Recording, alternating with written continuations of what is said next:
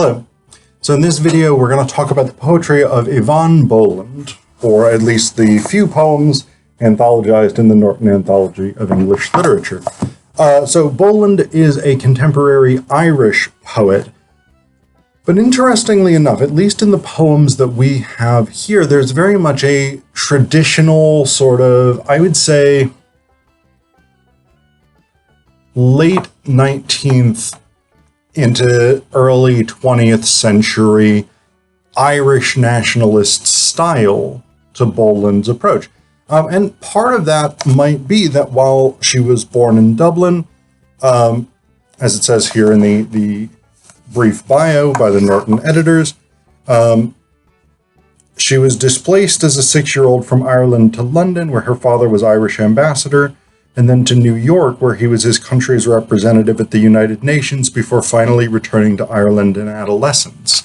So possibly that experience of displacement, that experience of being an Irish person outside of Ireland, that may have contributed to poems like Fond Memory or The Lost Land, which are very much in this nationalist vein that you might expect from people writing during, say, the Celtic Revival period, or something like this.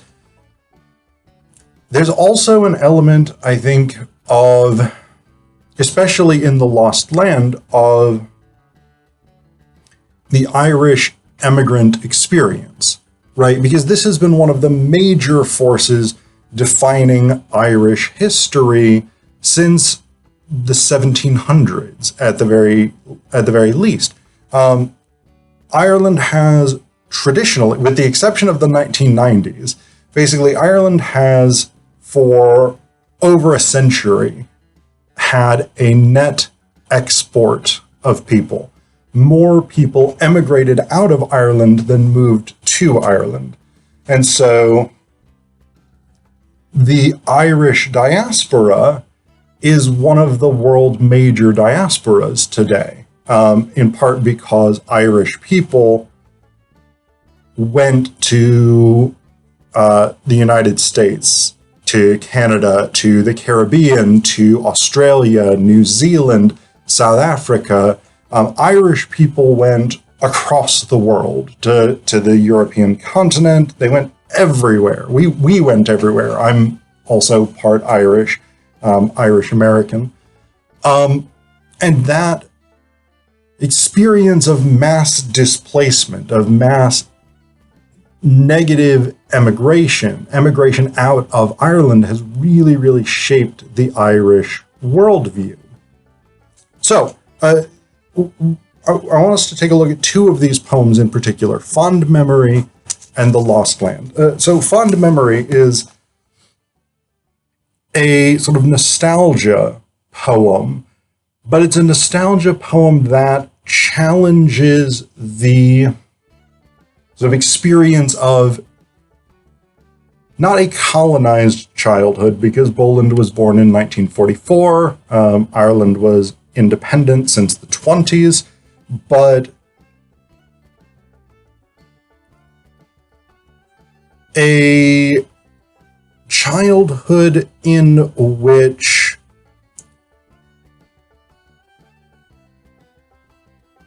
to be honest here, it's not 100% clear from the context of the poem itself whether this is a school in Ireland and this was a 6-year-old's recollection of it as an adult. Boland was born in 44, and there's reference to George VI dying. He died in 52, so that would be 1950 that she left, if my math is correct. So I think she would have been in London at this point. And so there's this sort of post-colonial experience of being displaced, being in someone else's cultural space, and in particular, a cultural space that has a centuries-long history of dominating your nation, your people. So this is Fond Memory. I'll read it and then we'll talk a little bit more about it. It was a school all the children wore worsted, where they cried all when the Reverend announced at lunch the king had died, fully in his sleep. I dressed in wool as well, rationed food, played English games, and how wise the Magna was, how hard the Bavarians had the measured complexity of verse, the hum and scream of the whole orchestra. At 3 o'clock, I caught 2 buses home, sometimes in the late afternoon, at a piano into a corner of the place. My father would sit and play the slow lilts of Tom while I stood there trying not to weep at the smoke stinging up between his fingers. As much as I thought this country was to be again.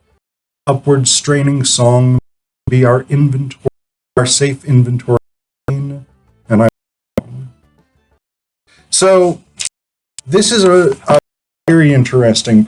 Again, there's a post-colonial poetry. People come from various parts of the British Empire, especially in the period when it's passing, and have come to the United Kingdom and found that it is difficult to navigate this space because of prejudice, but also because cultural norms are different and fundamental assumptions about the world are different. And so that's what this poem is getting at. The speaker in this poem is sort of looking back on her childhood as an Irish person growing up in London, and sort of experiencing this alienation from the death of the king, the announcement of the death of the king, from playing English games, from learning about the Magna Carta and the Hanoverians, etc., etc. Because all of these things for an Irish person are going to resonate in profoundly different ways than they will with English children, right? For English children, the Magna Carta is part of their history. But for an Irish person, the Magna Carta is a foreign document, a document of a colonial power that imposed its will on Ireland for centuries against the wishes of the Irish people, by and large. The Hanoverians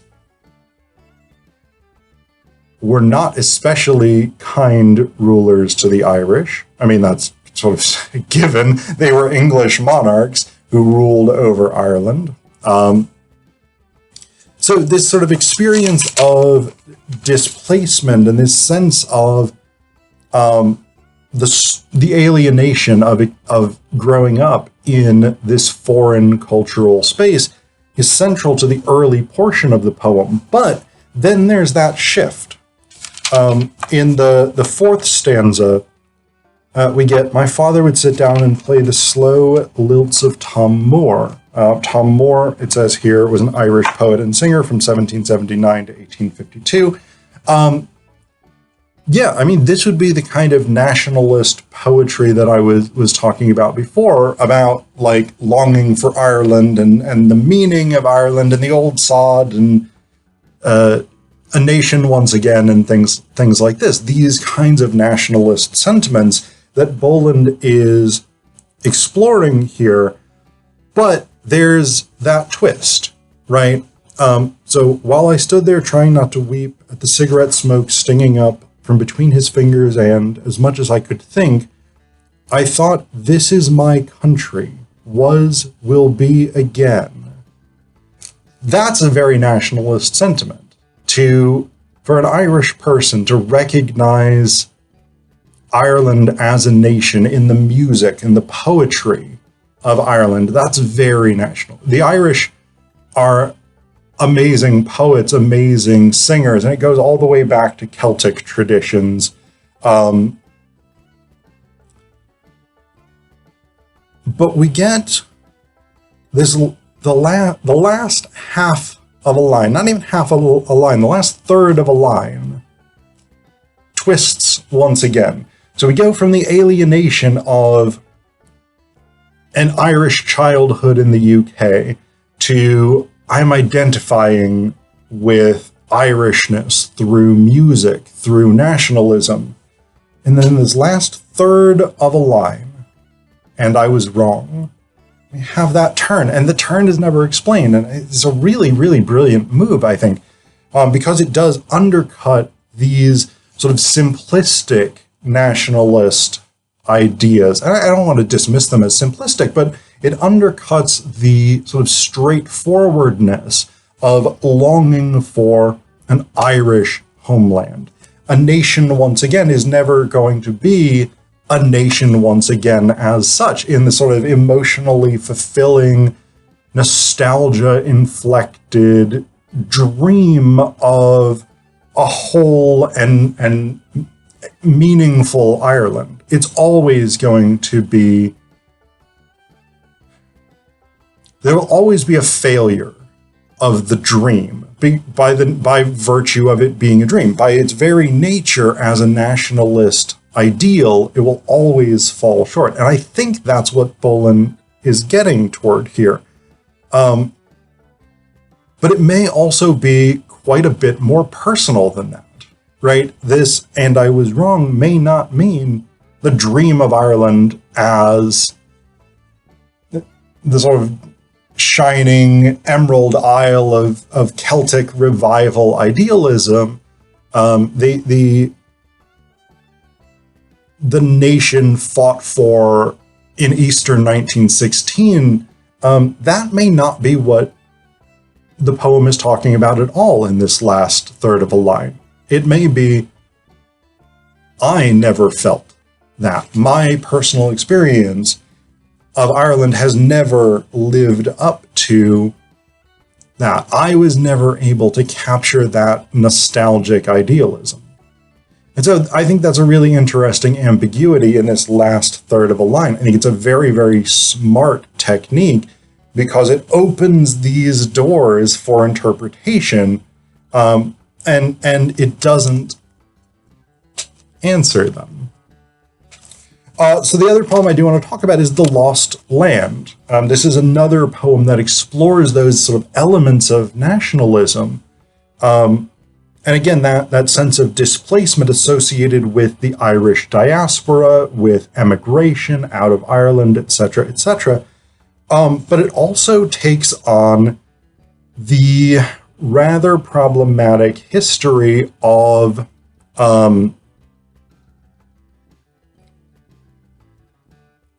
idealized and rather limited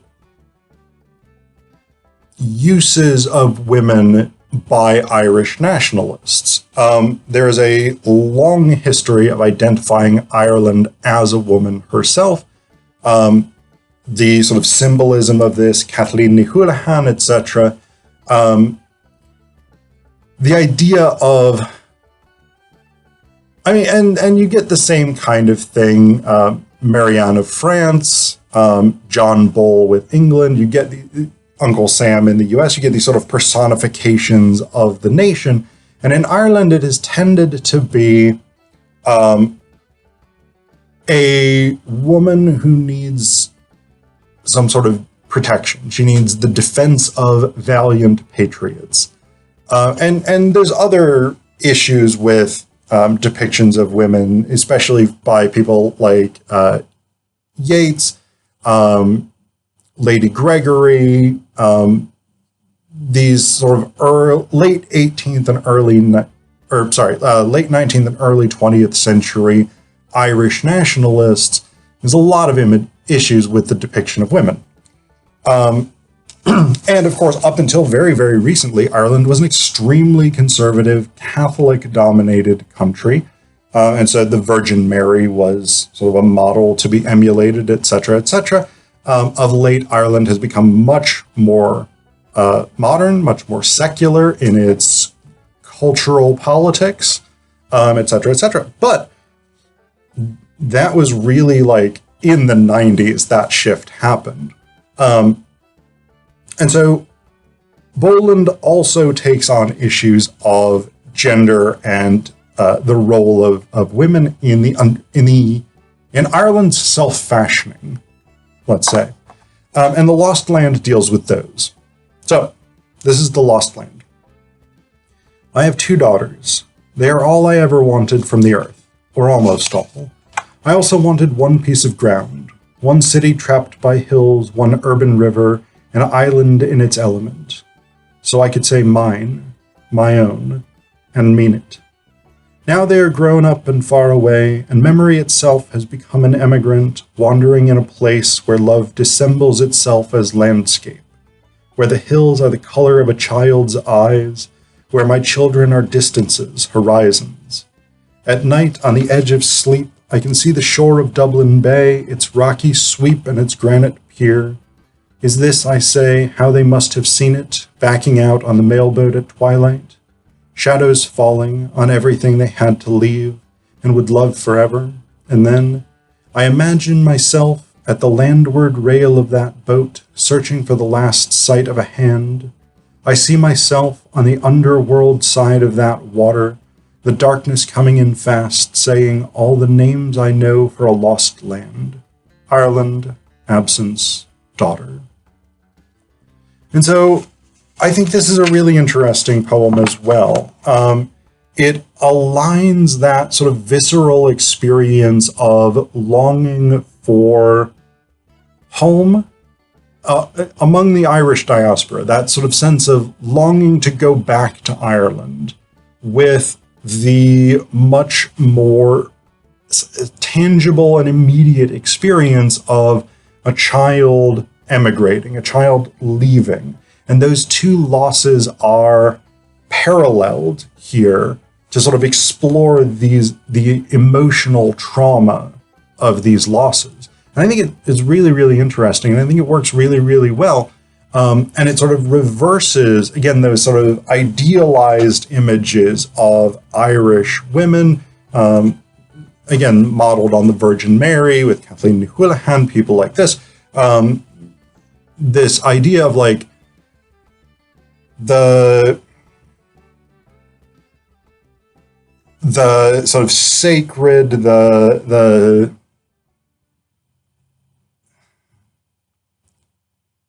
idealized is the only word I think that really fits what I'm trying to express. The sort of the idealized woman who can never be real because she is an ideal.